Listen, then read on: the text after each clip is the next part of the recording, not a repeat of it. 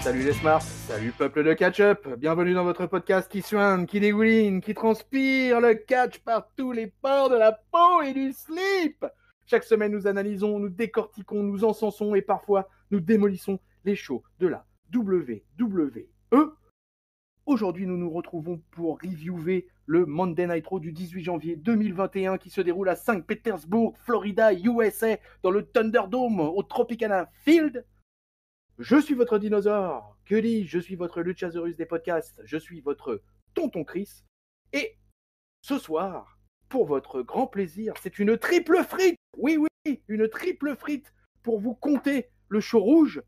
En l'occurrence, j'accueille mon très vieux compagnon, l'inarrêtable Papy. Salut Papy.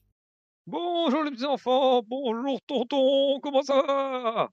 Eh bien écoute, ça va plutôt pas mal, et toi? Oh ça va, ouais, des frites, c'est bien le lundi là pour commencer Raw, des frites à la cantine, c'est ce qu'il y a de meilleur. Ah ouais, avec plein de ketchup et de mayo bien grasse. Du gras c'est la vie. Ah, tout à fait. Et donc, triple frite, comme promis, nous accueillons avec nous, pour sa première de l'année 2021, le roi Kyrias. Salut Kyrias. Salut peuple de catch-up, salut tonton, salut papy.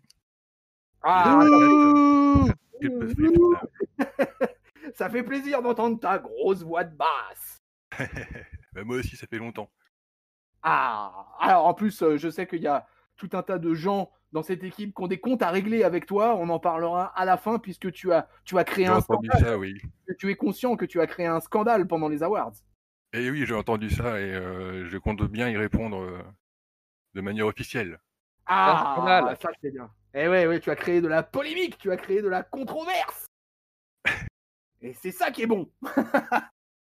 Alors, mes amis, cette triple frite, on va la lancer tout de suite maintenant, sans attendre. On va débuter ce Monday Night Raw, qui va débuter lui-même par un récapitulatif de la semaine dernière avec ce qui s'est passé entre Alexa Bliss et Randy Orton. On vous rappelle, Alexa Bliss a jeté une boule de feu sur Randy Orton, et ce dernier, il est tout simplement backstage, en train de regarder justement les événements de la semaine passée, et la surprise, c'est qu'il porte un masque qui cache les brûlures terribles qu'il a subies lors du dernier Monday Night Raw.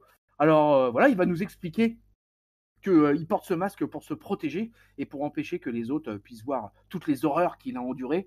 Bon, il va nous expliquer quand même que c'est que des brûlures au premier degré, donc ça va, et il ne sera pas défiguré à vie, donc tout le monde est quand même rassuré. Mais il nous explique qu'il ne va pas blâmer Alexa Bliss pour ce qui s'est passé, mais c'est lui qui va blâmer, si vous voyez de qui on parle. On parle tout simplement du Fiend, puisque Randy, la vipère, considère que le Fiend est responsable et qu'il se sert d'Alexa Bliss pour obtenir ce qu'il veut. Et ce qu'il veut, le Fiend, c'est quoi? C'est empêcher Randy Orton d'aller emporter son 3e Royal Rumble. Et donc, il considère, alors à tort ou pas, on va en parler avec nos amis, mais il considère que tout le monde s'est réjoui de le voir brûler et que ainsi, ça va permettre que la plus grande menace se retire du Royal Rumble. Mais pour ça, ça suffira pas. Pour lui, c'est pas un problème. Alors, je l'ai pas expliqué, mais il est avec un espèce de masque tout blanc. En fait, un masque effectivement qu'on utilise souvent pour les grands brûlés. Donc voilà, il est dans l'obscurité. Il avait toujours des allumettes sur lui, parce que dorénavant, c'est devenu quasiment une gimmick. Voilà, mais il nous explique que même si la douleur risque d'être insupportable, il aime la douleur. Et donc, il nous assure qu'il va réduire en cendres les rêves du Fiend et qu'il va aller au main event de WrestleMania. Alors, je vais commencer par le bon roi Kyrias. Mon Kyrias, comme on te prend en route, qu'est-ce que tu penses un peu, en quelques mots, de cette rivalité là entre Orton et le Fiend qui commence à durer? Et depuis ce fameux match où Randy Orton a foutu le feu au sens littéral du terme au Fiend, et puis finalement de cet opener du Randy Orton dans ce Monday Night Raw. Eh bien, moi, de tout ça, je suis impatient, en fait, de voir c'est un des fils rouges au fil des Raw qui se trame. Cette brûlure, enfin, ce feu sur le personnage qui est censé revivre, on ne sait comment encore, et moi, ça m'intéresse de savoir comment il va revivre. Et donc, je suis bien intéressé par cette histoire. Du coup, ça m'intéresse.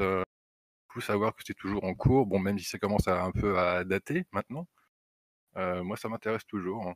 Ça t'a pas posé de problème de suspension d'incrédulité, l'histoire de la boule de feu d'Alexa Bliss et tout ça? Ouais, non, on joue avec les mètres, quoi. Enfin, c'est toujours pareil, ouais. Non, ça m'a pas, enfin, ça, voilà, on va dire que c'est pour faire des effets pyro qu'on a pas eu depuis un petit moment. Moi, je suis content toujours de la pyro, donc ça me gêne pas, non.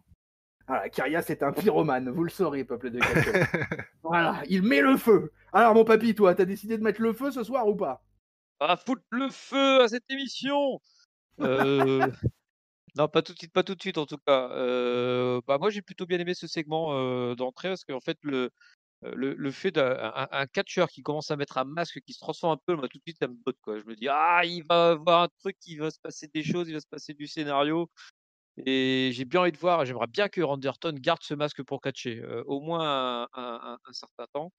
Ça on en a parlé sur le Discord, ça m'a fait penser, grandement au Dashing Cody Rhodes qui s'était brisé le nez et qui du coup Ah, portait un masque et qui avait du coup changé sa personnalité et changé un peu son catch, enfin qui avait tout un peu tout changé, le temps du personnage et j'aimerais vraiment bien que Orton fasse pareil et créer en fait un univers par rapport à ce personnage de Grand Brûlé, ça serait vraiment mon kiff. donc tu crois que Randy Orton, par exemple, il pourrait être susceptible de rester avec ce masque pendant un certain temps? Ah je l'espère en tout cas. Moi j'ai vraiment envie de le voir, au Rumble avec le masque. Moi aussi, oui. Ah, ah ouais, ouais, bah tu vois, c'est en parlant là, mais finalement, c'est vrai que j'avais même pas forcément pensé à ça.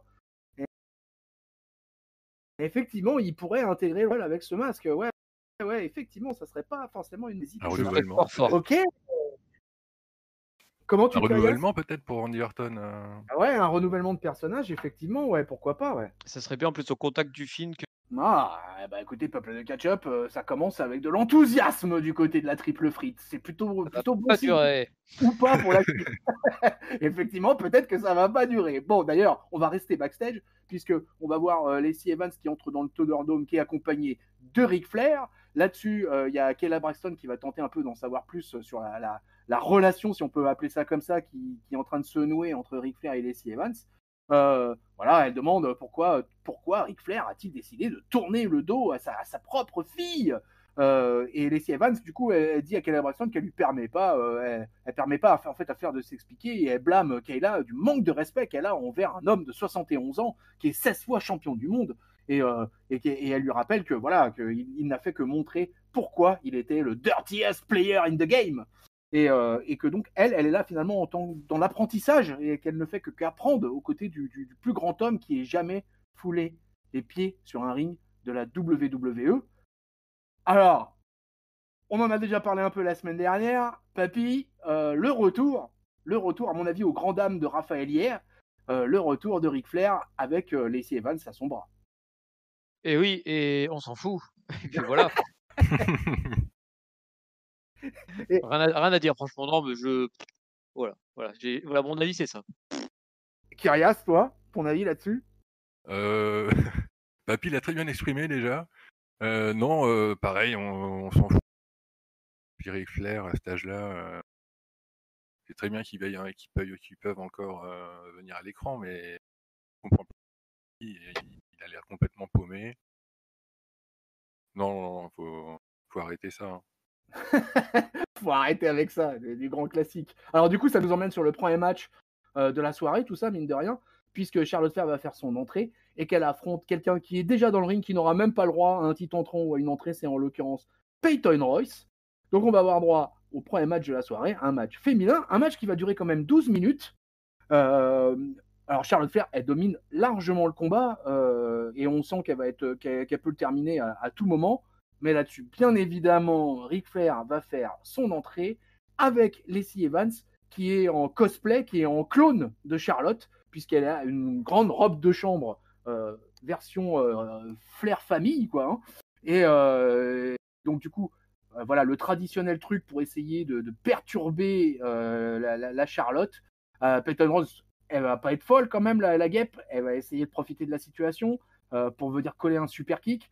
Mais Charlotte, elle est vénère de chez vénère. Et donc, du coup, elle va choper la Peyton Royce et elle va la mettre dans son figure 8 leg lock pour faire finalement abandonner Peyton Royce. malgré la victoire, Charlotte, elle va pas lâcher la prise, elle va continuer à augmenter la pression à mort sur la Peyton Royce, qui aura bien servi d'exutoire, on va dire, à la Charlotte, et elle finira par lâcher seulement une fois qu'un second arbitre fera son entrée sur le ring pour calmer un peu la Queen, qui était vraiment, vraiment, vraiment colère, hein, papy. Ouais, t'es colère, bah, en fait, c'est en regardant ce match que je me suis dit que tout ce qui nous font chier avec, Ric Flair, c'est vraiment enfin, bon, on s'en douterait un peu quoi, mais là, c'est vraiment l'opération, remettre, Charlotte tout en haut de la division féminine. Donc elle fait tous les openers, elle a des segments, bah, micro, avec son papa, à rallonge, voilà, même si là, je crois qu'elle a pas parlé du tout de la soirée.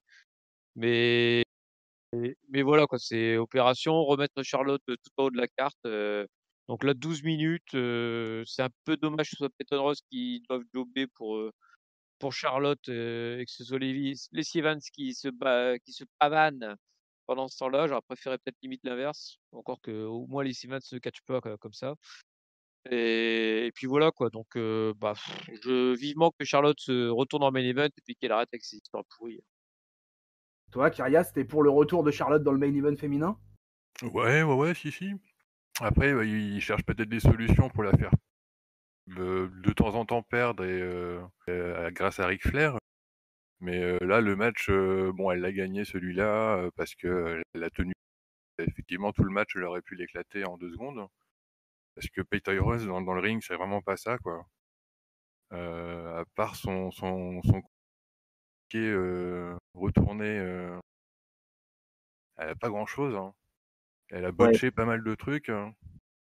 Et ouais. non, ça, elle a pas le niveau d'une Charlotte qui est à fond dans ce qu'elle fait. Enfin, j'ai souvenir d'une prise de soumission faite par Peyton Royce où elle y croyait pas du tout et on voyait Charlotte à côté qui était comme une lionne en cage à côté de ça, qui était censée vendre la soumission. J'ai trouvé ça assez pitoyable. Ah ouais.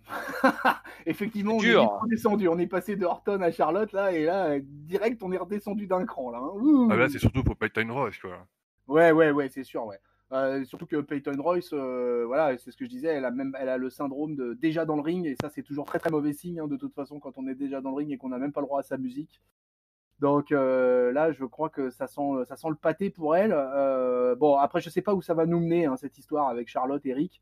Mais comme on l'a déjà signalé la semaine dernière, on en a un peu marre de ça, puisque c'est une énième redite, voilà, d'un split entre papa et sa fille. Et c'est vrai que ça commence à devenir lourdingue. Et bon, ouais, je crois que malheureusement, il va falloir s'y coller, parce qu'on va avoir droit à ça pendant plusieurs semaines dorénavant, hein. C'est Oh le bien. Rumble, c'est vite. Allez, on va Le croiser les doigts. Rumble, comment? Le Rumble arrive vite, on va espérer que ça se termine après. Ouais. Ouais, espérons, effectivement. Le Rumble, c'est vrai que ça arrive très très vite, mine de rien, quoi. Allez, on retourne en backstage vite fait, où on va croiser le Hurt Business qui va croiser lui-même Riddle. Alors bon, voilà, en fait, c'est toujours les mêmes jokes que d'habitude. Voilà, on rigole de la façon de s'habiller de chacun. Les Hurt Business, ils se foutent de la gueule de Riddle parce qu'il est pieds nus et parce qu'il est habillé, habillé comme Riddle, quoi. Et voilà, donc lui, il va se moquer d'eux, effectivement, mais ça va pas apprécier. Donc du coup, Bobby Lashley, il va demander au mec de s'écarter et il va tenter l'intimidation terrible de Riddle en lui disant qu'il aime bien ses claquettes, mais que ça doit faire mal aux pieds à force. Et il va lui écraser le pied en tapant le sol à peu près à 1,50 m du pied de Riddle, mais Riddle va nous faire un sailing d'anthologie. Et voilà, et d'anthologie, on va le retrouver direct à l'infirmerie avec ses partenaires du soir qui seront d'autres que la Lucha House Party, en l'occurrence Lince Dorado et Grand Metalik. Les deux Mexicains, ils sont un peu inquiets parce qu'ils se demandent s'il va devoir déclarer forfait, mais Riddle, il les rassure, il leur dit qu'il a l'habitude et que quelques bondages vont suffire. Bon, Kyrias, si tu as suivi un peu toute l'affaire, et je pense que tu l'as suivi, bah voilà, Riddle, il a l'air d'être bien lancé sur une rivalité avec Lashley pour le titre US, là, hein. Oui, bah, il est plutôt mal barré, mais s'il peut capter une partie du public avec lui, pourquoi pas. Mais personnellement, moi, je suis pas du tout avec lui, quoi. Je vois bien Lashley conservé. À part s'il y a d'autres prétendants qui se mettent en jeu. Ouais, donc tu penses que Riddle serait qu'un challenger de transition, en fait. Moi, je vois mal déloger Lashley, oui, dans l'état actuel du business qui est Gold, qui est Gold Comment Material, Gold comment? Material. Gold Ouais, c'est ça, Material. ouais. Ouais, c'est pas Non, faux. du coup, Riddle, non, je le vois pas plus devenir champion, enfin, même s'il aurait besoin, parce que ce serait son premier titre. Et Ouais. du coup, bon, il y est arrivé depuis un petit moment déjà, donc ça serait pas déconnant, mais je le vois pas tout de suite être en l'état d'être un champion plus imposant que Lashley, quoi. Papy?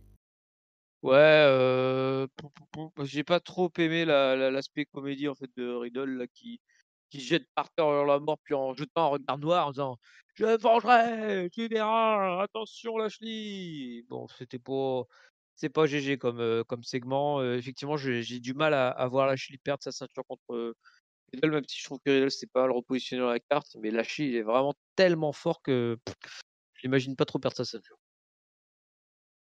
Ok, moi non plus, pareil, je vois pas Lashley actuellement perdre sa ceinture pour le titre US. Riddle me paraît pas construit assez fort en tout cas, et ça me paraîtrait quand même très très très surprenant. Pour l'instant, en plus, rien n'est booké, hein, on sait absolument pas où ça va aller. On n'a toujours pas eu un seul match d'annoncé pour la défense du titre US de Lashley, qui commence à posséder le titre depuis un paquet de temps maintenant. Et ouais, je vous rejoins complètement sur cet avis-là. Allez, on continue sur un segment. On va avoir une petite vidéo avec Retribution.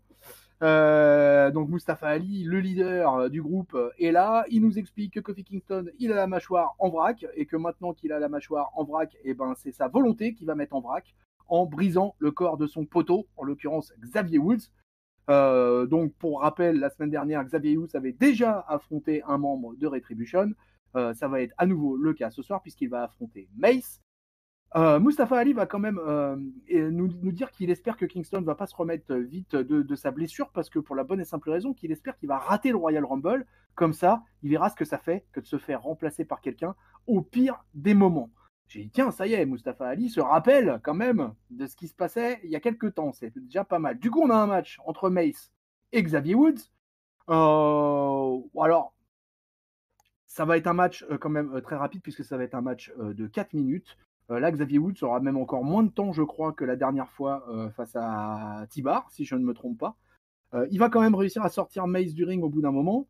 Il va profiter que Mace se relève sur la prendre pour s'élancer entre ses jambes et pour percuter Mustafa Ali qui était de l'autre côté. Derrière, il va enchaîner avec un drop kick pour faire tomber Mace hors du ring. Mustafa Ali, du coup, il en a un peu ras-le-bol et il demande évidemment à son groupe de faire ce qu'il faut faire. Donc Retribution va entourer le ring, ce qui va déconcentrer terriblement Xavier Woods et qui va permettre à Mace de terminer le match avec son finisher, qui va d'ailleurs complètement foirer, un beau botch ce finisher, c'est un passage. Et du coup, après le match, tout Retribution va monter sur le ring et va adresser un message terrible à Kofi Kingston. Soigne-toi bien. Karias, Retribution, que du bonheur. Oui, mais il fallait faire ça il y a très longtemps, en fait, hein. Se plaindre de traitement par rapport à Kofi Kingston, et faire éclater Xavier Woods, et le faire dès le début. Bah Pourquoi oui, ils ont ça pas fait doit. ça avant? Je suis bien d'accord, hein. C'est vrai que ça va faire bien longtemps qu'il aurait dû reparler de ça.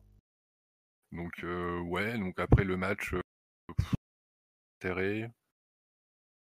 Le bot effectivement du finisher, ça le fait pas. Pas sur un finisher quand même, je sais pas. Ouais, non, je sais pas, Papy, qu'est-ce que t'en as pensé quoi? Bah, oui, non, non, mais le peu de temps qu'ils ont Retribution, c'est pour réussir à botcher leur finish. C'est quand même vraiment triste, quoi. C'est effectivement, c'est bien qu'ils essaient de raccrocher les wagons avec Kofi Kingston, mais le problème, c'est que là, ils font avec ce qu'ils font avec Xavier Wood, c'est exactement ce qu'ils ont fait avec Ricochet les semaines d'avant, et sauf que ça avait mené à rien. Donc, j'ai vraiment du mal à m'emballer là-dessus, hein.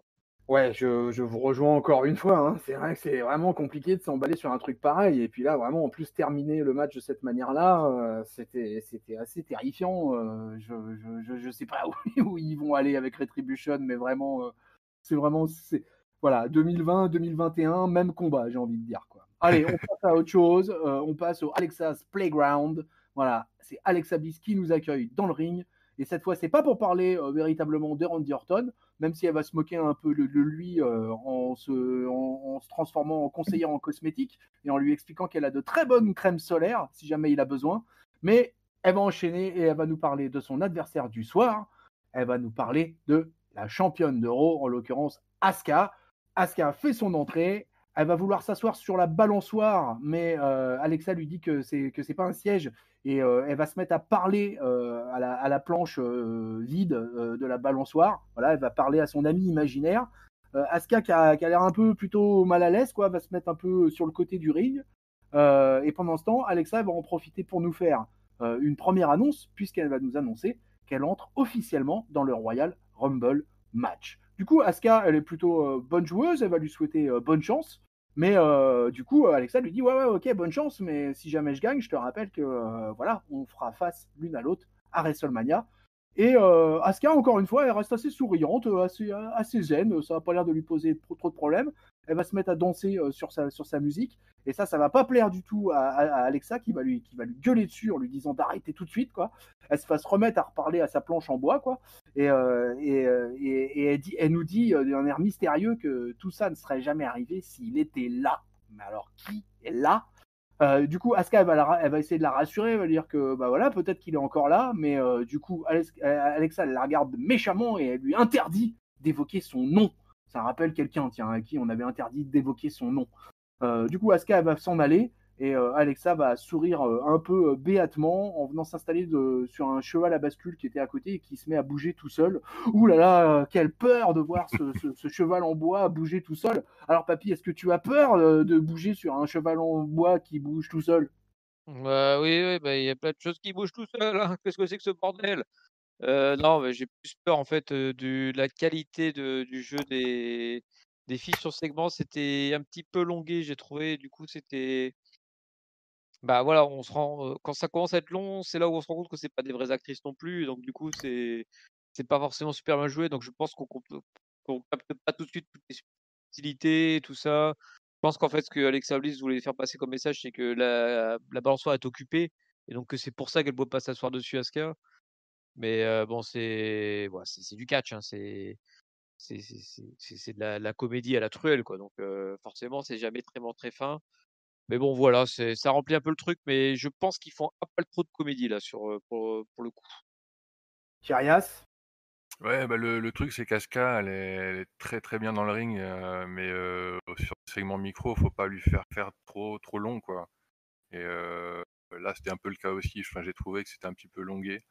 Après, le développement de l'histoire est plutôt bien, quoi. L'entrée au Rumble, et puis on a un match de prévu entre les deux le soir qui est annoncé, non? Ouais. Ouais, tout à fait, ouais, c'est annoncé. Donc du coup, donc plutôt hypé pour le main event, du coup, voir ce que ça donne. Ouais, Donc surtout surtout que c'est un retour d'Alexa en catcheuse, hein, parce que ça fait un bail hein, qu'on n'a pas vu Alexa catcher. Hein. ouais. Donc, Et du coup, Nikki ouais, Cross, non, c'est comment? elle avait non, catché papy, tu contre voulais Nikki dire? Cross. Quand Nikki Cross avait catché, mais depuis, je crois. Ah ouais, non, elle est absente entre les cordes depuis un sacré moment. En fait, depuis qu'elle est impliquée avec le Fiend, on la voyait quasiment plus catcher du tout, quoi. Et donc, moi, je trouve que c'est plutôt une bonne nouvelle parce que ça y est, hein, on a un retour dans la division féminine d'une fille quand même importante au sein du main roster. Donc, moi, je suis plutôt satisfait de ça. Je considère que c'est bien qu'elle soit en fait remise sur les rails, quoi. Donc c'est bien. Après, Kyrias, du coup, on n'a pas ton avis sur. Voilà, est-ce que justement, qu'est-ce que tu as pensé de cette arrivée d'Alexa Bliss dans l'univers du Fiend? Ah, c'est très réussi. C'est une des réussites de la fin de l'année là, et de ce début d'année 2021. Pour moi, enfin, je suis à fond dedans, même si c'est toujours un peu, désuet quelque part, mais non, j'apprécie plutôt la filiation dans l'univers. Justement, moi, ce que j'ai aimé dans ce segment, c'est l'entrée dans l'univers du film, d'Alexa Bliss et d'Asuka, du coup, qui essayent de se mettre dedans et c'était rigolo, quoi. Ouais, c'est vrai que du coup, ils impliquent pas mal de monde, hein, quand tu vois, voilà, le fait d'avoir maintenant ta Randy Orton, maintenant tu as Asuka qui est intégrée dans le truc. Donc moi, je trouve qu'ils font quand même des efforts au niveau storyline. Et puis voilà, moi surtout, ma satisfaction, c'est de revoir Alexa Bliss dans le ring et comme ça, voir un peu comment elle va se positionner. Et puis, ça grossit un peu le roster au niveau des filles parce que c'est toujours un peu compliqué. On va le voir tout de suite d'ailleurs dans la suite des événements parce que avant on aura juste un tout petit segment coulisses avec Morrison et Miss qui vont être interviewés par Sarah Schreiber. Et les deux parlent à Goldberg en lui disant de bien regarder ce qui va suivre plus tard parce qu'il va y avoir de la controverse. Mais ça, on va y revenir plus tard. En attendant, on retrouve Shayna Baszler qui explique à Nia Jax qu'elle y croit comme jamais et qu'elle va éliminer tout le monde dans le Royal Rumble, y compris Nia. Alors la Samoane, elle est un peu étonnée, quoi, parce qu'elle pensait que, voilà, que Shayna, elle allait la laisser gagner. Donc Nia Jax, je crois qu'elle est complètement aux fraises. Elle a oublié qu'elle faisait, qu'elle faisait du catch et que au Royal Rumble, il n'y a pas de sentiment, quoi. Il n'y a pas de cupping qui compte, quoi. Et donc du coup, Shayna Baszler, elle, pendant ce temps, elle bosse, quoi, et elle va aller dans le ring accompagnée par Nia Jax. Elle va affronter Mandy Rose, accompagnée de Dana Brooke. Alors, wow, un match qui va durer 3 minutes 44, hein, encore une fois un truc expéditif. Mandy Rose va essayer un peu de s'en sortir comme à son habitude. Alors la semaine dernière, je lui avais pour une fois donné un bon point en disant qu'elle avait réussi enfin son e-strike qui est foiré. Mais là, du coup, elle nous a foiré. Alors là, elle nous a fait des airs coups de coude, elle nous a fait un saut écarté foutu, complètement pérave. Enfin bon, voilà, du festival à la Mandy Rose, quoi, qui a bien mérité mon flop des awards. Et du coup, Shayna Baszler, elle va finalement s'attaquer particulièrement au bras de Mandy Rose, qui va essayer d'offrir une résistance comme elle peut, mais ça ne suffira pas, parce qu'au bout d'un moment, Shayna Baszler, elle va enfin réussir à choper ce fameux bras, le lui retourner, la planter dans le ring, et elle va terminer son match traditionnellement avec un Kirifuda clutch. Derrière, en coulisses, Baszler et Jax vont dire qu'elles sont peut-être pas sur la même longueur d'onde, mais que Asuka et Charlotte Flair ne le sont pas non plus, et que du coup, elles sont prêtes pour un rematch. Mon papy, t'as vu, Shayna et Naya, elles ont retrouvé la mémoire ce soir. Bah ouais, mais bon, c'est pas. Je sais pas ce qui. Enfin, là, on est vraiment, tu sais, dans cette période du Rumble où tu es obligé de montrer un peu tout le monde et puis du coup, bah, tu lances pas vraiment d'histoire parce que, bah, il faut que tout le monde reste fort pour le Rumble et donc du coup, bah, tu refais segment, semaine après semaine les mêmes segments, quasiment les mêmes histoires. Tu fais tu simules de la dissension entre les personnes. Je sais pas quoi dire d'autre, elle parle de dissension entre Asuka et Charlotte, mais non, de toute façon, Asuka et Charlotte, elles font chacune leur vie de leur côté, il y a pas de tension, il y a rien en fait. Il y a plus de division tag team, il y a plus de championnes par équipe, elles existent plus depuis qu'elles ont pris le titre. Donc je sais pas, je vivement le Rumble en fait, tu vois? Ça c'est le genre de truc qui dure, mais qui dure et qui du coup, bah, plus ça dure, moins tu d'intérêt alors qu'en plus de base, Mandy Rose et Shayna Baszler, c'est déjà pas folichon alors en plus, semaine après semaine, ça commence à être dur, hein. Carias, la tag team division féminine, ça t'inspire? Bah, elle est plutôt inexistante, donc oui, c'est tant mieux si elle se rappelle qu'il y a des titres et qu'elle veulent se combattre pour ça, mais ouais, non, c'est du même avis que Papy. Enfin, c'est un peu le reproche qu'on peut faire à tout l'épisode en entier, je pense, cette période post-Rumble, c'est un peu un poil vide au niveau des histoires, quoi. Ouais, c'est vrai que je suis assez d'accord avec ça, hein. C'est vrai que c'est un peu le néant, quoi. Et puis en plus, moi, un des problèmes aussi, c'est qu'on voit pas d'autres équipes pointer à l'horizon, quoi. Et on se dit, bah voilà, tout. Alors déjà il se passe pas grand-chose dans cette division, mais en plus tout tourne autour des quatre filles là, et puis basta, quoi. Parce que je veux dire, même Mandy Rose et Dana Brooke qui sont mis en équipe, il n'y a pas une seule seconde où on se dit, ah bah tiens, au fait, ces deux-là, peut-être qu'elles aussi, elles pourraient un peu tchatcher et dire, ouais, mais nous aussi, on aimerait bien avoir un title shot. Mais je sais pas si vous avez remarqué, mais Mandy Rose et Dana Brooke, elles évoquent même pas le truc, quoi. Elles en parlent jamais. Donc j'ai un peu du mal à piger ça. Pourquoi les filles cherchent pas à avoir un peu plus de compétition dans cette division? À vrai dire, on a rajouté cette ceinture par équipe, autant l'occuper cette ceinture, hein. Alors qu'est-ce qu'ils attendent là? Et il va falloir quoi là? Il va peut-être falloir enfin des montées de NXT. Peut-être que c'est ça qu'il nous faut. Je sais même pas, sincèrement, le problème c'est que les montées de ski, c'est de NXT. NXT plutôt. NXT? Et j'ai l'impression que c'est toujours le truc où on se dit: «Ah, il manque des gens, on va remettre des gens d'NXT». Puis quand ils arrivent, bah, en fait, ça retourne en rond. Puis, enfin, ce qui manque vraiment, c'est une volonté j'ai l'impression de vouloir, donner du background au personnage de Raw. Et ce que je disais au début, en fait, c'est autant, j'ai l'impression qu'ils tentent quelque chose avec, Orton, avec Alexa Bliss, tout ça, autant tout le reste, pouah, c'est un jour sans fin, quoi. les semaines, tu as les mêmes personnages, ils évoluent pas d'un pouce et tu as les mêmes rivalités et voilà et ça se répète, ça se répète, ça se répète. Et ouais, bis repetita. Allez, on retourne backstage. On va avoir une petite interview vite faite de Charlotte Flair par Sarah Schreiber. Bon, voilà, voilà, elle va cracher son venin sur Lacey Evans, qui en fait, qu'elle considère qu'on profite actuellement pour profiter du nom Flair pour se faire un nom à elle. Elle dit que c'est quand même elle, la fille officielle de Ric Flair, et qu'elle connaît par cœur tous les coups de papa. Mais donc, elle sera prête à les utiliser face à Lacey Evans, et que même si elle veut la cloner en revêtant sa robe, elle ne portera jamais la couronne. On continue backstage avec Adam Pearce qui va rencontrer Ricochet. Alors Ricky la belle vie est un peu de retour et il explique à Ricochet que ce soir il va avoir un match et que ça pourrait bien lui permettre d'avoir un ticket pour le Royal Rumble. Alors match de qualification ou pas, on n'en sait rien. En fait, c'est même pas expliqué. Là-dessus, il y a AJ Styles qui va apparaître et qui va un peu se moquer de Pierce face à tous les déboires et toutes les mésaventures qu'il a en ce moment avec Roman Reigns, et surtout du fait qu'il s'est lâchement désisté pour pouvoir placer Kevin Owens face au Tribal Chief. Ricochet, du coup, il dit que ouais, mais ouais, Jay Styles, toi, t'étais pas non plus très très fier hein, après TLC, comment tu t'es fait casser la gueule. Et il s'en va vers le ring en expliquant que moi, je vais vous montrer pourquoi je mérite d'être dans le Royal Rumble. Ça nous emmène dans un match entre AJ Styles et Ricochet. On va avoir là un gros match de catch, un match de 13 minutes où là, les gars vont s'envoyer bien. Alors là, deux gars qui sont finalement dans un style assez similaire, même si Ricochet est encore plus aérien, mais bon, il a la puissance de la jeunesse, comme j'aime à dire souvent. Mais AJ Styles, ça reste un vétéran. Le mec, voilà, on peut lui mettre du powerhouse, on peut lui mettre du high flyer. Lui, il continue, il déroule sa routine, il fait du mal, il va être prêt à en finir. Il va tenter d'exécuter une première fois son phénoménal forearm, mais il va être accueilli par un beau recoil de Ricochet. Et il va y avoir, alors là, autant on a parlé du finish complètement botché entre Xavier Woods et Mates.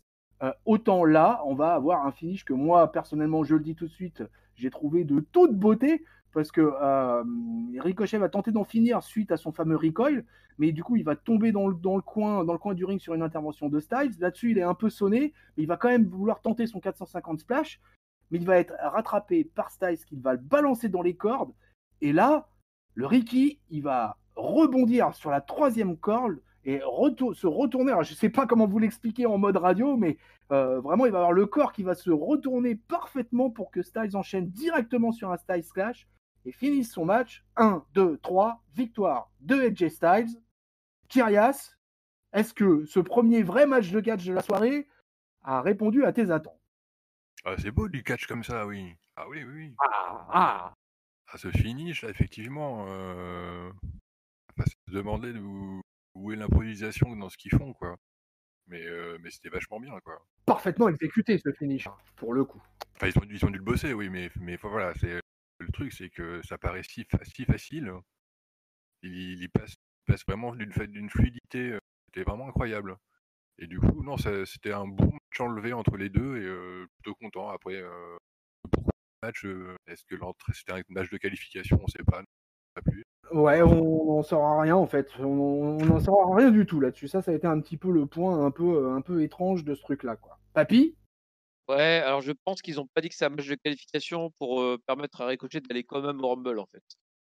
Que si tu dis que c'est match de qualification, ça voudrait dire que vu le résultat, il y serait pas et pour le coup, autant, Drew Gulak, au Rumble, il manquera pas, autant Ricochet, c'est quand même, même si c'est que Ricochet, quoi.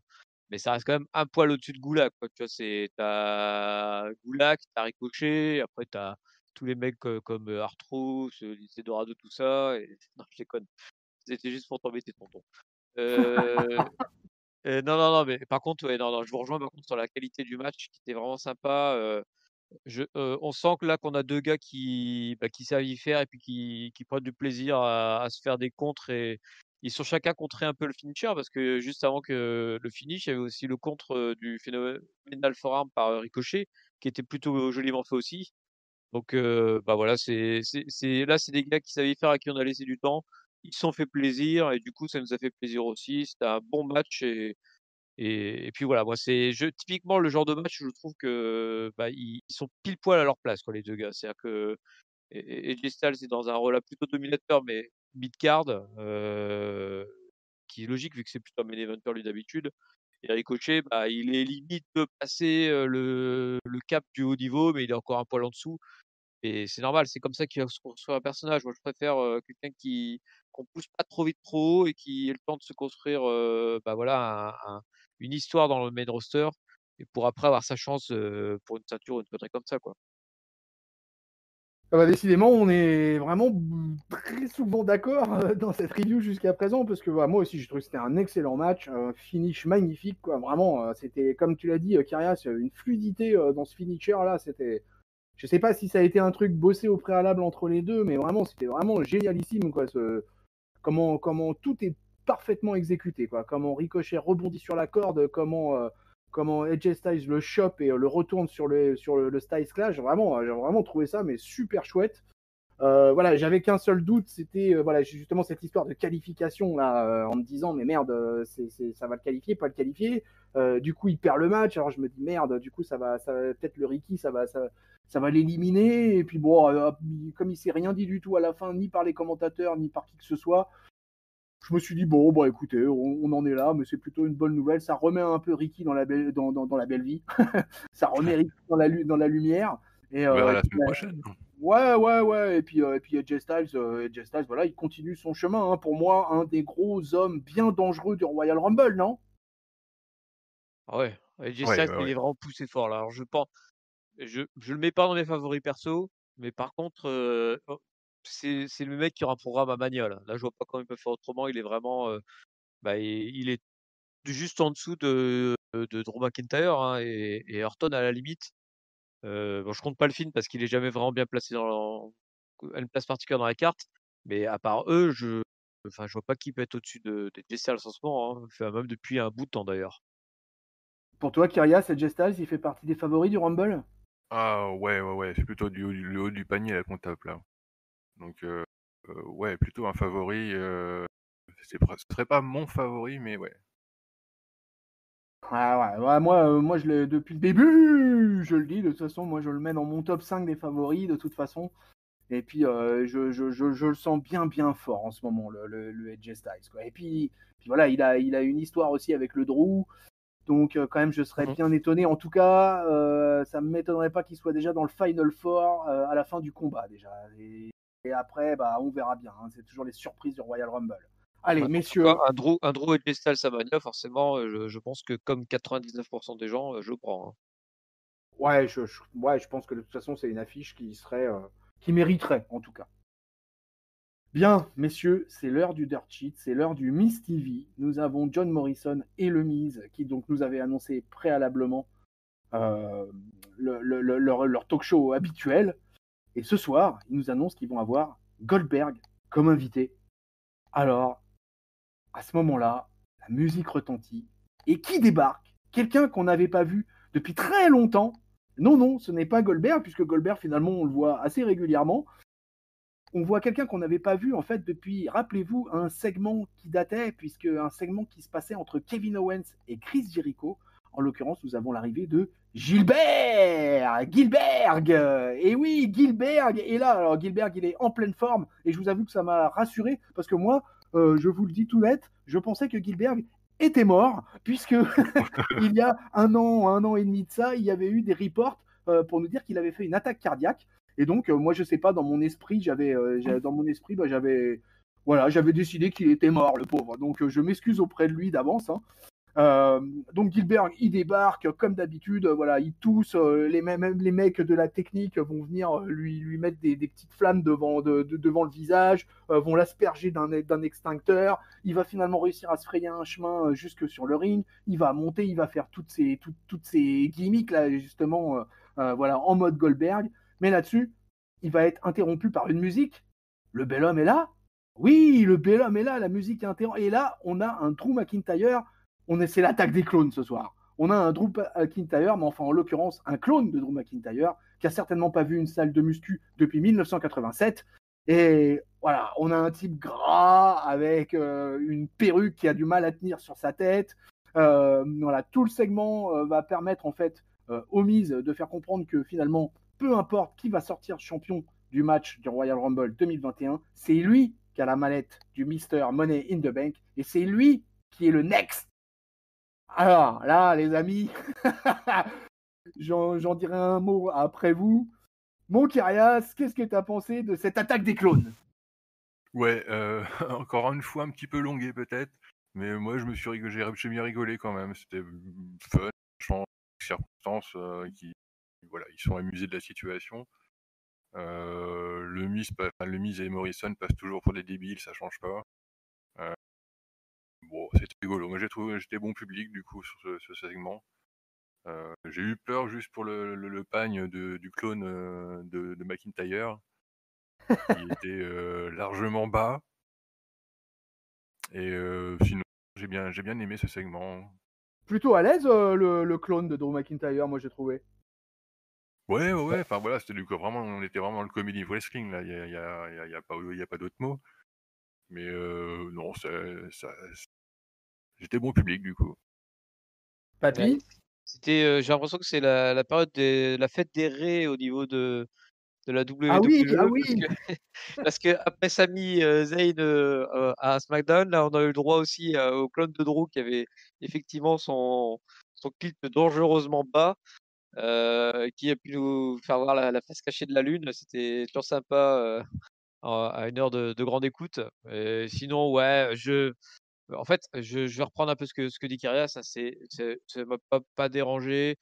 C'était effectivement le Gilbert, ça fait enfin moi ça fait trop longtemps que je l'ai pas vu et puis que enfin il est à fond dedans, à passer la langue et tout, à faire la grosse parodie de Goldberg. Je sais pas comment les autres ont fait pour réussir à rester sérieux alors qu'il passait son temps à faire pendant tout le segment en fait. Et puis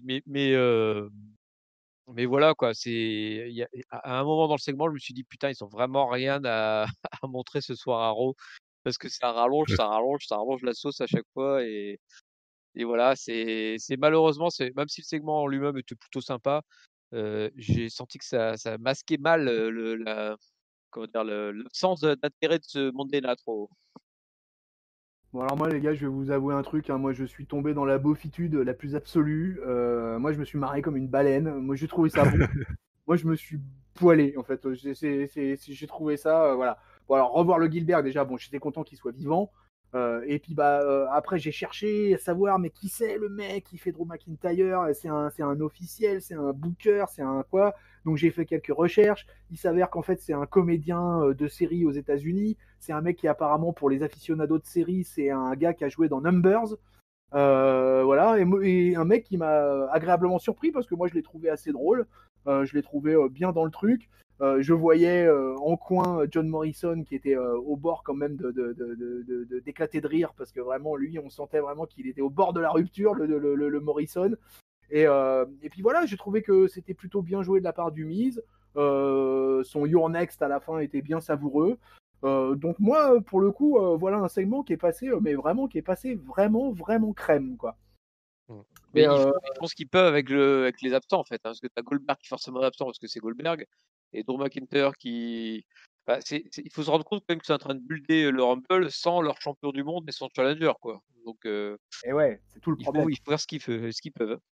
Ouais, et du coup, avoir pensé à faire du comedy wrestling par rapport à ça, et ben, j'ai trouvé que c'était finalement une option pas si mal que ça, plutôt que nous balancer des sempiternels package vidéo pour nous dire attention, attention, il y a un énorme match qui arrive. Le package vidéo, on y aura droit quand même, puisqu'on va avoir Drew McIntyre qui va venir faire un petit coucou au passage, quoi, pour expliquer que voilà, que la WWE c'est un cirque, que ce soir on a vu des clowns, mais que lui c'est un lion et que le lion ça mange des clowns. C'est bien ça, papy, hein. C'est exactement ça. De temps en temps, il y a un petit accident, un lion peut bouffer un clown. Bon, j'ai jamais. C'est pas le genre de cirque où je vais d'habitude, hein, mais bon, si en l'occurrence, pourquoi pas. Bah, le Ouais, lion alors, fait des blagues. Du coup, après. ouais, à moins que vous regardiez des documentaires animaliers, que vous avez déjà vu un lion bouffer un clown, mais jusqu'à présent, j'ai encore rarement vu ça. Et dans ce cas-là, on ne donne pas de nom au clown afin de ne pas s'attacher au clown. J'ai bien retenu la leçon de Monsieur Raphaël. Oh, il va être flatté. Allez, on continue, on quitte le dirt sheet. On va avoir rapidement Elias et Jackson Ryker qui sont dans leur loge. Ils parlent un petit peu, ils discutent de ce qui s'est passé la semaine dernière. Mais Elias, il va expliquer à Ryker qu'il va falloir qu'il tabasse suffisamment Jeff Hardy ce soir pour qu'enfin il accepte the universal truth, la vérité universelle. Alors je ne sais pas si ça va marcher, on va voir ça un peu plus tard. Et un peu plus tard, en fait, c'est tout de suite, puisqu'il y aura justement dans l'intervalle le petit package vidéo avec le Drew McIntyre, et on retourne sur le ring avec un match entre Jeff Hardy et Jackson Ryker pour son premier match depuis longtemps, hein, je pense. Hein. La semaine dernière. Ah, c'était Elias la semaine dernière. Non, il y a eu Jackson Ryker qui s'était battu juste avant. Mais il y a eu 2 matchs.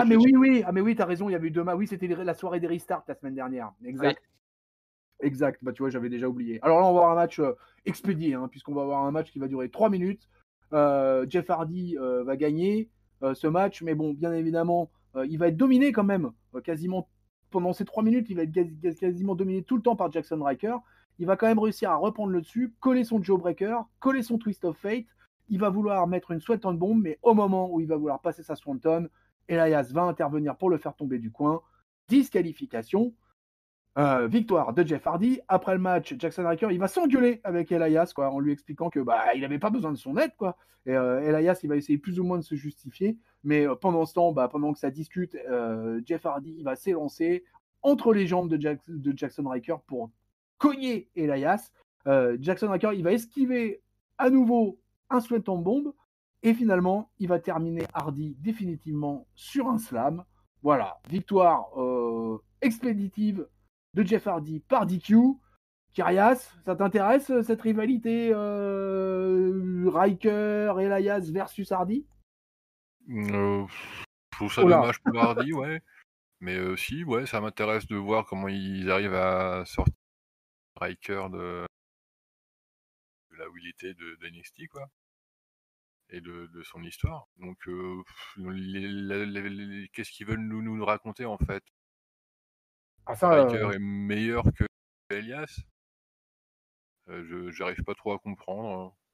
Bon, par contre, ouais, Jeff Hardy, peut-être le mettre en pause de catch pur pour quelque temps, l'histoire qu'il se repose un peu, parce que j'ai l'impression qu'il a vraiment du mal quand même. Papy, tu le sens fatigué, Ouais. Jeff? Bah, c'est surtout eux qui me fatiguent, hein, à remettre cette rivalité en route alors qu'on n'en voulait plus. Et puis, ouais, Jackson Ryker, effectivement, je pense que c'est ça, c'est montrer qu'il est plus fort que Elias et faire une descension 2 secondes après les avoir mis ensemble. Je vois pas trop l'intérêt des masses, à part pour lancer Ryker en solo, mais qu'est-ce qu'il va faire en solo tout de suite? C'est un peu compliqué à comprendre. Le seul truc qui m'a interloqué, c'est le fait que j'ai l'impression qu'il arrive plus à faire son Twist of Fate, Jeff Hardy. Parce que ça fait 2 fois qu'il le finit en neckbreaker, ou un truc comme ça. Enfin, la semaine dernière, il avait déjà fait le même coup. Alors, ou il le fait plus pour des raisons que j'ignore, ou c'est simplement que les autres savent pas le vendre et du coup partent du mauvais sens et ce qui fait que ça rate le Twist of Fate. Mais j'ai l'impression que ça fait 2 semaines qu'il le fait plus, en fait. Qu'il commence pour partir un Twist of Fate, mais ça part autrement. Ou alors je me souviens plus comment se fait la prise, mais pour moi, ça se finit pas comme ça, un Twist of Fate.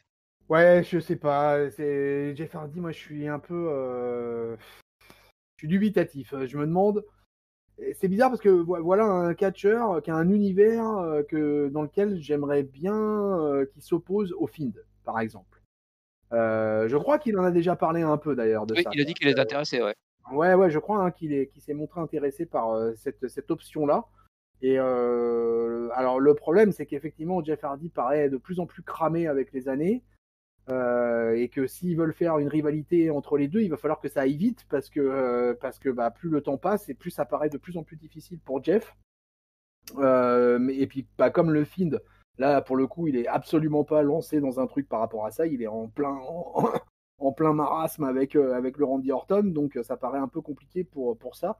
Et donc j'ai l'impression que il l'occupe du coup le Jeff Hardy là, il est quasiment dans la low mid card. Hein, on est là-dedans là en ce moment. Hein, mais il continue à être utilisé, hein, il continue à avoir du temps d'antenne mine de rien. Donc les officiels lui font confiance et puis ça continue. Puis j'ai l'impression que c'est pareil, il faut occuper Elias et puis comme avec le retour du Jackson Ryker. Alors, est-ce que ça va pas nous amener plutôt à un split entre Jackson Riker et Elias? Je pense que c'est là-dessus qu'on est lancé là. Ouais, mais est-ce que ça a de l'intérêt, un split, alors qu'ils viennent de se rencontrer? Je pas trop, Ah quoi. ouais, je dis pas que ça a d'intérêt, ça c'est sûr, mais c'est vrai que ça me paraît assez faible en tout cas. Alors, j'ai un peu inversé des matchs et j'ai oublié en fait dans la chronologie de vous parler d'un match qui s'est passé précédemment de ce Jeff Hardy. C'est en l'occurrence le tag team match de la soirée qui était un six-man tag team match puisque comme on vous a dit au tout début, il y avait eu une interaction entre Riddle et le Hurt Business.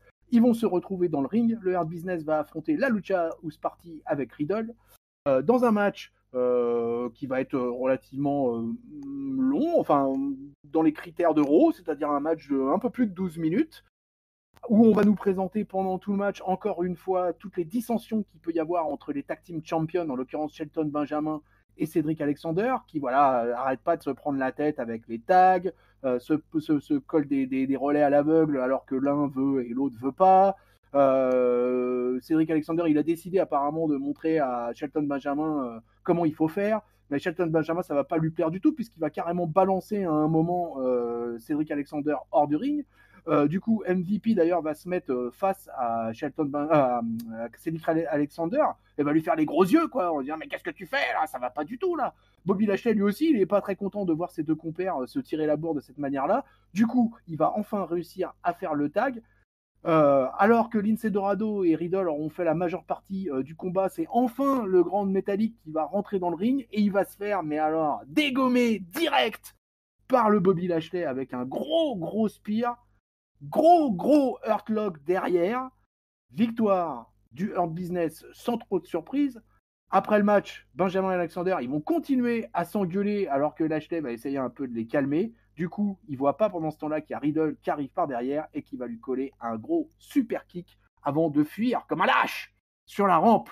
Victoire, malgré tout, du Hurt Business. Et on continue à nous présenter inlassablement l'entente dysfonctionnelle entre Cédric Alexander et Shelton Benjamin. Alors mon papy, on en a déjà parlé à plusieurs reprises de cette histoire entre Benjamin et Alexander. Ça continue.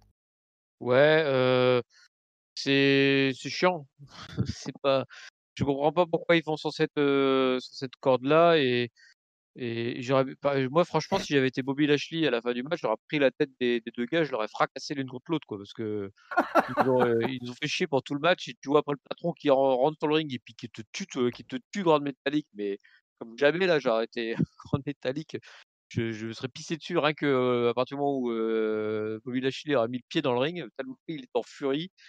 Mais ouais, non, ils sont chiants les autres à se faire de la bisbille, on s'en fout. Pourquoi vous faites de la bisbille dans une équipe là, Alors je vais faire la même, théorie naïve que pour les Lucha Zelina Boys là, en disant, «J'espère que c'est pour au final qu'ils en sortent plus forts», mais bon j'ai de la crainte par rapport à ça là. Leur business c'est un super truc et arrêtez de nous faire chier avec cette distorsion là. Nous on veut qu'ils soient un Hurt Business et qu'ils fassent du mal aux gens, quoi. Kyrias. Ouais, je trouve aussi que c'est une dissension qui arrive encore trop tôt, quoi. Pourquoi ne pas profiter d'un clan si fort, avec, tout l'or dans les mains, enfin presque tout l'or? Heu, non, pareil, je suis un peu, enfin voilà, je doute que ce soit une bonne idée de les faire, splitter de trop tôt. Mais au moins, bon, on voit au moins qui sont les patrons, enfin qui est le patron sur le ring et qui est le patron en dehors. Donc c'est plutôt pas mal, et après bon, pour la Lucha House Party, ils sont un peu partout en ce moment, ils sont à NXT aussi, pas mal. Ils sont dans le tournoi, non? Dans le Dusty Ouais, Road, Yes. ouais, tout à fait. donc ouais, pourquoi ils sont partout, je sais pas non plus. Mais ouais, non, c'était, un segment, ouais, un match, ouais, le résultat était, plié d'avance. Ouais, alors après, voilà, bon, en mettant un peu à part cette histoire de mésentente entre Benjamin et Alexander sur laquelle je me suis déjà exprimé à plusieurs occasions, et voilà, je vais pas revenir là-dessus. Moi, comme vous, moi je considère que c'est beaucoup trop tôt, que ça n'a aucun sens, et qu'on ferait mieux de continuer à garder le Hurt Business super fort et qui continue à casser des gueules tous les lundis, et qu'on pourrait tout à fait se passer de cette Je sais pas, je trouve que ça n'a pas de sens, moi, de toute manière, depuis le début, parce qu'en plus, ça a commencé tellement vite, cette affaire entre Benjamin et Alexander, et finalement, ils nous servent la même soupe tous les lundis. Donc, voilà, les gars, il y a un moment, il faut arrêter avec ça. Donc, non, ouais, j'ai du mal à comprendre. Après, j'ai trouvé que le match était pas mal. Bon petit match tag team. Ouais, et Lindsay Dorado a été largement en vue durant ce combat, quoi. À la différence de Grande Métallique, qui aura été là pour se prendre surtout la foudre par Bobby Lashley, mais qui lui, pour le coup, sera que très très peu intervenu pendant le match. Mais c'était plutôt un match de plutôt bonne qualité, j'ai trouvé, et ça passait bien. Pour moi, c'est passé crème ce match, quoi. Allez, on arrive enfin à notre main event. Ça y est, on y est. Alexa Youhou! affronte Asuka, son retour en catcheuse. Quand même, ça y est, elle s'est rappelé qu'elle était catcheuse. On va avoir un match qui va durer pas loin de 12 minutes. Quasiment après le début du match, les lumières vont s'éteindre une première fois et se rallumer avec une petite pause, alors que Alexa Bliss était arrivée en rose et du coup le t-shirt rose est passé au noir. Alexa Bliss paraît complètement possédée. Elle va assez, j'allais presque dire logiquement, mais elle a dominé quand même assez largement les débats contre quand même une Asuka qui est quand même championne d'Euro, quoi. Mais Asuka va pas donner sa part au chien. Elle va réussir notamment à contrer une tentative de Mandible Claw. Mais à ce moment-là, Alexa, elle va porter une grosse droite qui va coucher la japonaise par terre. Elle va tenter le compte de 2, ça va pas suffire. Euh, alors là, il va y avoir une espèce de pause, elle va être dans une espèce de réflexion sur le ring, ce qui est un peu étrange à ce moment-là, et elle va attendre qu'Asuka se relève. Là, j'ai pas trop compris.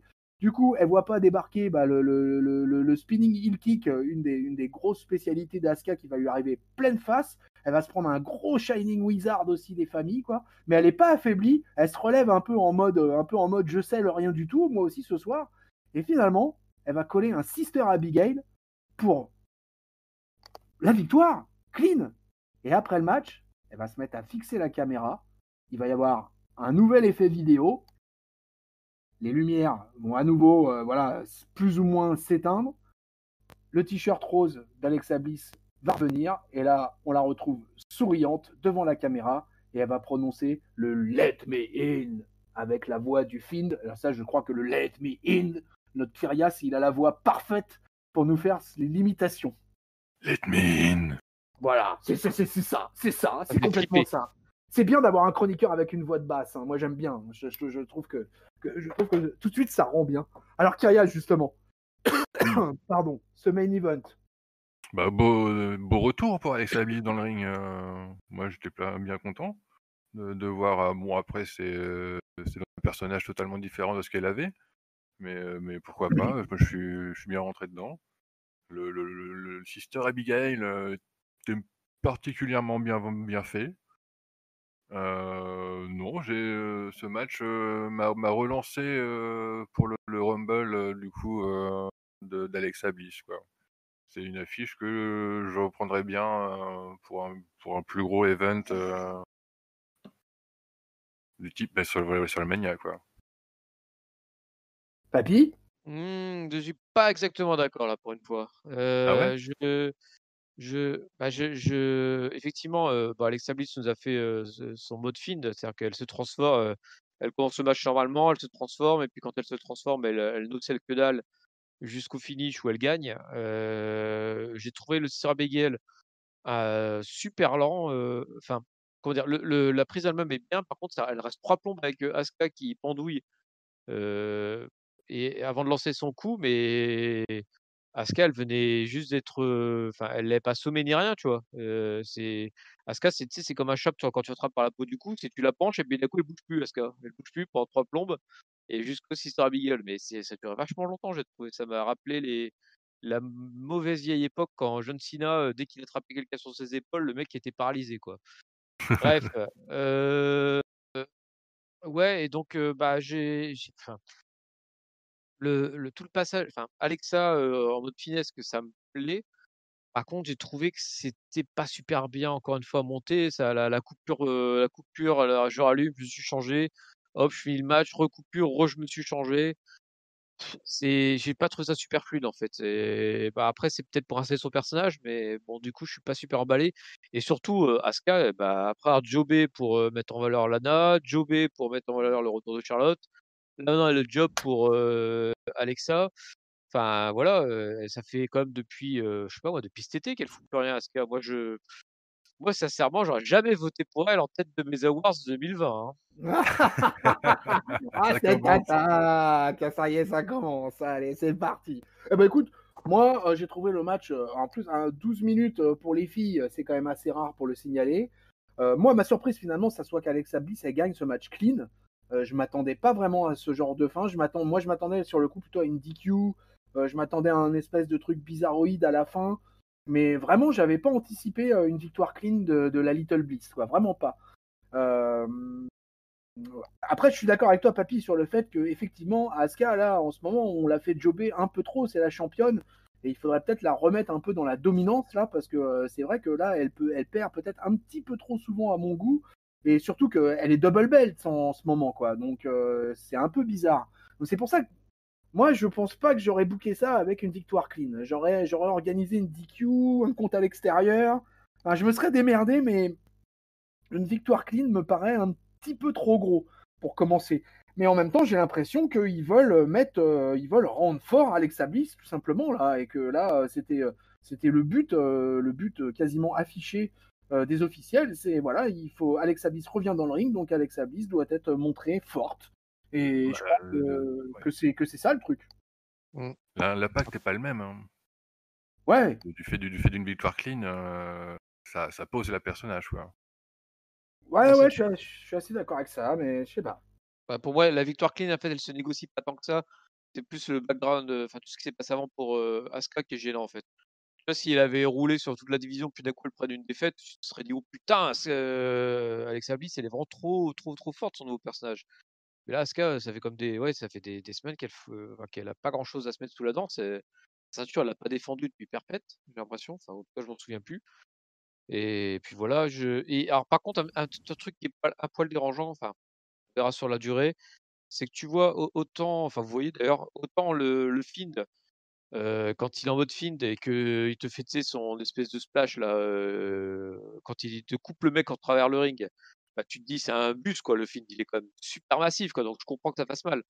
Quand c'est Alexa qui te fait le même coup je te fais un truc qui coupe en 2 le gars, ouais, il faut vraiment suspendre très haut la crédulité. Il faut vraiment se dire qu'elle est vraiment invincible avec ce personnage, quoi, parce que Le elle est vraiment toute crossbody? fine, quoi. Ouais, le crossbody, excuse-moi, je trouvais plus le terme, ouais, le crossbody. Ouais, je sais pas, je sais pas. Je suis partagé en fait, moi, de toute façon, sur ce main event. Donc, j'ai trouvé le match de bonne qualité, mais voilà, moi, je suis un petit peu mitigé sur le finish, quoi. Donc, écoute, on va voir si ça va se répercuter dans nos top flop notes. Mon bon Kyrias, tu es de retour en 2021, donc tu vas avoir l'honneur immense d'attaquer et de nous balancer ton premier top flop note de ce Monday Nitro. Alors pour ce top flat note, je vais mettre en avant dans mon top le beau catch en les personnes de, AJ Styles et Ricky Labelli, Ah, parce que c'était le match le plus agréable de la soirée à regarder, tout simplement. Mon flop, ira pour ma descente, suite à l'opener, et ce qui s'en est suivi. C'est-à-dire, je vais le donner à Peyton Royce. ouf. Et ma note pour ce show, avec les problèmes que Papy a soulevés, de cette période post-Rumble, moi je vais lui donner qu'un 1,75. Ouh! Parce qu'on s'est quand même pas mal fait chier quand même, je trouve. Ouh! Entre, Alors ça, c'est du retour, les amis, hein. ouais, non, à chaque fois je donne des mauvaises notes, mais à chaque fois je tombe sur des choses, je trouve, qui sont pas très, très, très, très forts, quoi. Ouais, t'as pas. Il y a pas de gros matchs, intéressants. Les enjeux sont pas forcément là, quoi. Et ouais, non, il y a des problèmes, je pense de personnel aussi, quoi. Donc ils gèrent comme ils peuvent, mais ouais, je sais pas s'ils gèrent au mieux, quoi. Eh ben, pour son comeback, le Kyrias colle une corde à linge à Monday Night Raw, ça part fort. Mon papy, est-ce que tu vas sortir la Kalachnikov, toi aussi? Ouais, et en fait, déjà, je vais. Ouais. Non, mais en fait, je vais dévoiler ma note parce qu'en fait, avant même que Kira donne la sienne, j'ai pensé exactement à la même note. Donc, je mets aussi un 1,75 sur ce show-là parce que j'avais épargné Ouh. l'Euro de la semaine dernière en me disant: «Bon, les pauvres, ils viennent d'apprendre que Drew est pas là, donc c'est galère à monter un show en vitesse, avec une surprise comme ça, c'est pour main eventer, c'est chaud». Autant cette semaine, bah, l'excuse, elle tient plus. Alors à moins qu'ils aient perdu Keith Lee et Sheamus, peut-être c'est sûr qu'ils aient tout misé, mais parce qu'on les a pas vus.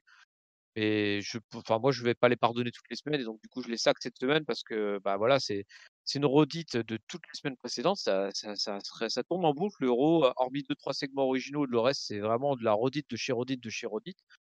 C'est saoulant, en plus j'ai pas eu le temps, enfin j'ai oublié d'en parler. On a eu pas mal de problèmes techniques, j'ai trouvé, dans la réalisation. Quand Drew McIntyre fait son segment micro, bah, on sait pas pourquoi la caméra revient dans le Thunderdome alors qu'il y a personne. Même chose quand il y a la petite promo de Stephanie McMahon et Triple H pour les WrestleMania des années à venir. Bah, la caméra passe sur un titre entrant de Alexa Bliss en plein milieu, on ne sait pas pourquoi. Quand tu as Asuka qui arrive dans le ring, et bah, d'un coup, ça filme. Il pose une question à Asuka, elle commence à parler, hop, directement, ça fait comment dire, un replay d'Alexa Bliss la semaine dernière. Et quand ça revient sur Asuka, elle finit sa phrase. Donc en fait, on n'a rien compris ce qu'elle voulait dire. Alors je sais pas si c'est un mec qui veut faire du freestyle en disant ah ouais, je vais faire style qu'elle a parlé pendant qu'on voyait autre chose. Ouais, mais bon, en même temps, nous on voulait la voir parler du coup. On voulait pas voir un ralenti de la semaine dernière. Qu'est-ce qu'on s'en fout? Et donc voilà, donc là, ça m'a vraiment beaucoup gêné. J'ai trouvé que ce groupe pas bon en fait là-dedans. Il y a eu quelques segments sympas, mais il y a beaucoup de daubes qui entourent ces segments sympas. Et sinon, pour mon top et flop, du coup, bah, comme Kyrias a donné le top au Ricochet et G-Sal, ça va me permet de le donner à mon autre truc sympa de la soirée. Bah, c'est l'univers du film qui commence comment dire, à toucher un peu de plus en plus de choses. Donc, qui touche Alexa Bliss, qui touche Randy Orton. Et du coup, je trouve ça pas mal que ce soit, comme ils disent les jeunes, un univers étendu. Et mon flop, par contre, je sais pas à quoi le dire. Il y a tellement de trucs qui ont pas plu là-dedans que je ne sais pas. Je vais le donner qu'est-ce que à Alexander et et Benjamin qui se foutent sur la gueule là, ça m'énerve, j'ai envie de les claquer. Donc voilà, mon flop, c'est pour leur gueule. Bon, alors moi, avant de donner mon top flop note, je vais donner l'avis de notre jeune Raphaël, Yeah! qui nous l'a laissé dans le Discord. Donc, son avis sur l'Euro du 18 janvier, c'était pas extra. Encore pas mal de segments pas très intéressants, notamment la feud oedipienne des Flair donnant un match trop long. Alors là, par contre, je suis un peu étonné, il a pas dû trop voir le timing. Les tag teams féminins, c'est pas ouf non plus. Il a trouvé très drôle le Dirt Sheet et surtout le gars qui faisait McIntyre. Il nous parle d'ailleurs de la dernière apparition de Gilbert qui était donc au Festival of Friendship. Ah oui, d'accord, carrément, c'était carrément pendant le Festival of Ah, ça Friendship date. qu'il était apparu. Donc ça date, ouais. Il a beaucoup aimé le Alexa Bliss Playground. Pour lui, Asuka a joué le jeu à fond en entrant dans l'univers. Par contre, le match en main event, il l'a trouvé très mauvais, trop lent, trop de trucs, trop de storytelling inutile. Et du coup, il donne son top à Bliss et Asuka dans le playground, mais il donne son flop à leur match. Voilà. Et sa note, c'est un 2,25. Un petit chouille meilleur que vous deux, messieurs. Moi, de mon côté, moi, je vais rejoindre le Kyrias pour le top, puisque moi, je vais donner mon top aussi au match AJ Styles versus Ricky Labelvie. Voilà, un excellent match de catch. Depuis le début de l'année. Bon, on n'est que le 18 janvier, mais en tout cas, pour moi, un des meilleurs matchs de catch qu'on ait vu à Raw. Vraiment, c'était nickel, c'était top, un super finisher. Vraiment impeccable. Et mon flop, je vais le donner. J'aurais pu le donner à plusieurs choses, mais pour changer un peu de vous, par contre, pour le coup, je vais le donner à Retribution et je vais le donner à Mace. Alors voilà, Retribution est déjà suffisamment au fond du trou, est déjà suffisamment dans la low card.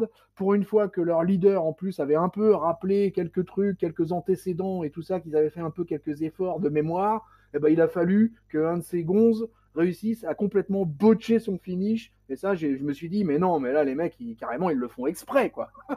C'est pas possible, ils se foutent de notre gueule, là. À Retribution, ils ont vraiment décidé de les enterrer, quoi. Et si le mec, en plus, s'est pas catché par-dessus ça, il fera pas long feu à ce rythme-là. Donc voilà, donc mon flop va à Retribution et à Mace, avec une mention spéciale à Mace. Et puis ma note ne va pas être géniale non plus de toute façon, puisque j'étais parti pour mettre un 2, un simplement 2, et je vais rester sur un simplement 2. Donc voilà, un Monday Night Raw encore bien faible, surtout que après le SmackDown qui était plutôt de bonne qualité ce week-end, ça a fait du mal de repartir sur un show rouge aussi faiblard que cette semaine. Hein. Push Cesaro. Ouais, pousser Cesaro, ouais, mais malheureusement Cesaro il est dans le show bleu, il est pas dans le show rouge. C'est sûr que Cesaro dans le show rouge là il dépareillerait pas là. Hein. Bah non, mais là, il y a tout qui. Enfin, je pense que tout SmackDown pourrait écraser l'équivalent d'Euro en ce moment. Ouais, c'est fort possible. Allez, je comptais finir par la promo, et puis finalement, je me suis dit non, il faut qu'on finisse par de la controverse, il faut qu'on finisse par de la polémique. Et Kyrias, nous allons profiter de ta présence ce soir avec le papy, parce que le peuple de Catch-Up a besoin d'une explication qu'il attend depuis la sortie des Awards. Allez voir, c'est en ligne. Parce que, voilà, tu as apparemment, pour certains chroniqueurs de Catch-Up, tu as commis un crime de lèse-majesté, mon Kyrias. On en est là, hein, puisque tu as osé ne pas nommer Bayley dans tes tops des catcheuses de l'année 2020. Et là, eh ben, il faut que je te pose la question. Pourquoi? Je me suis senti mal quand il a fallu chercher 5 noms de catcheuses top pour cette année 2020. J'étais certain pour Asuka et Sasha Banks, mais le reste, je me suis posé la question. Et effectivement, Bayley,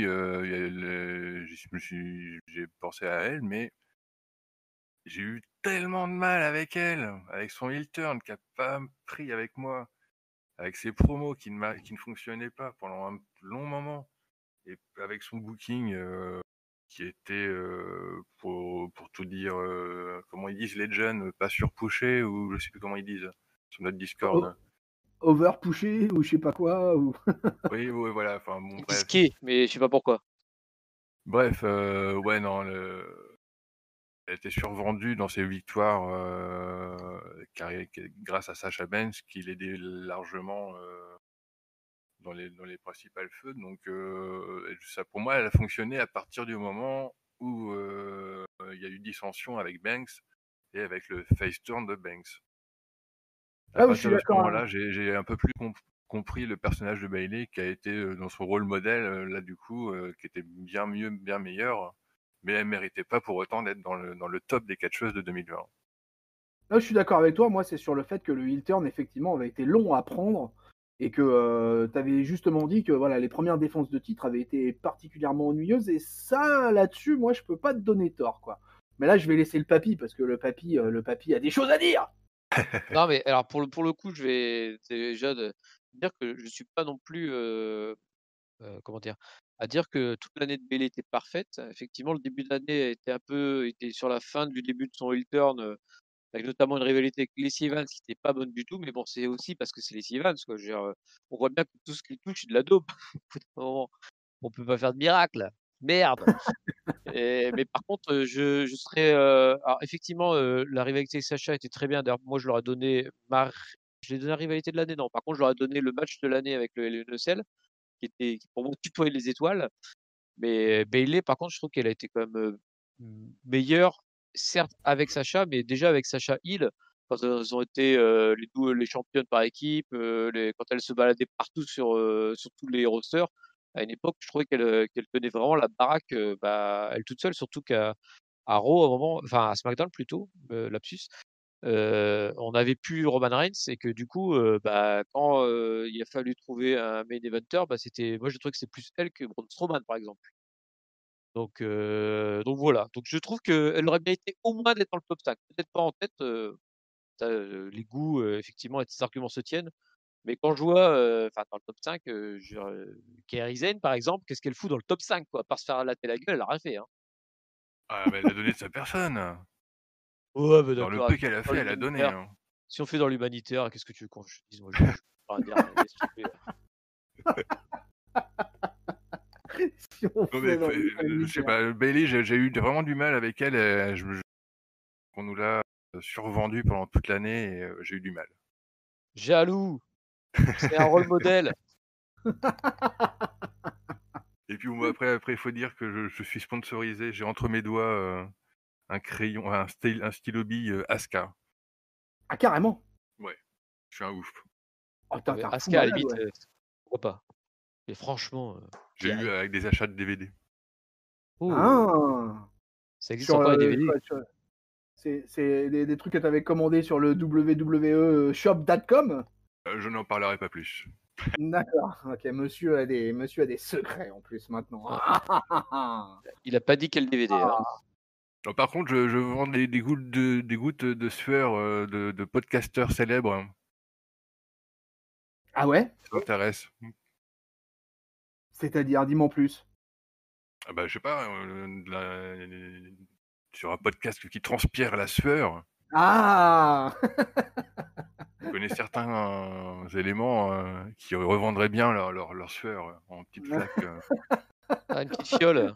petites fioles, ouais. Une flasque. Une flasque de sueur, du Ouais, papy, Oh, bah alors pleine là, de Covid. pleine pleine de ronchonnade. Allez, bah en parlant de ronchonnade, moi je connais plusieurs endroits sur lesquels vous pouvez venir ronchonner. Alors déjà, vous pouvez venir ronchonner dans les commentaires sur YouTube. Voilà, venez vous abonner, venez sonner la cloche, venez hurler votre désaccord sur nos notes faramineuses que nous avons données à ce Monday Night Raw. Voilà, n'hésitez pas, YouTube, on est là et ça marche bien. Vous pouvez bien évidemment nous rejoindre sur la communauté Discord de Catch-Up, où vous pouvez discuter avec tous les chroniqueurs de la team. Vous nous retrouvez bien évidemment sur le site officiel catchup.lepodcast.fr, toutes les bonnes plateformes de podcast, Apple Podcasts, PodCloud, Spotify, Deezer et Google Podcasts. Nous sommes également sur les réseaux sociaux, Twitter, Facebook, Instagram. Voilà les amis, je crois que j'ai fait le tour. Eh ben, c'est le moment des remerciements. Le roi Kyrias, je te remercie beaucoup pour ta première de l'année 2021. Bah, c'est moi qui vous remercie de votre accueil encore. Mon papy, Oui, j'espère que tu t'es bien amusé. oui, bah oui, je me suis bien amusé avec vous. Merci de me redonner le sourire après ces Monday trop difficiles. Et puis plaisir de partager ce moment avec Kyrias, malgré ses goûts douteux. Ses goûts douteux.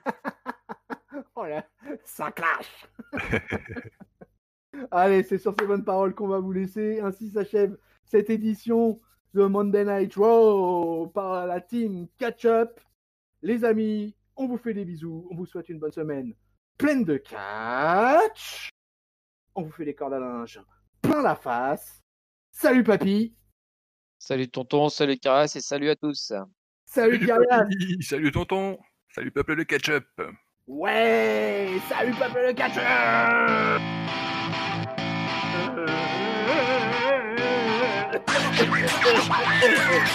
Trampoline.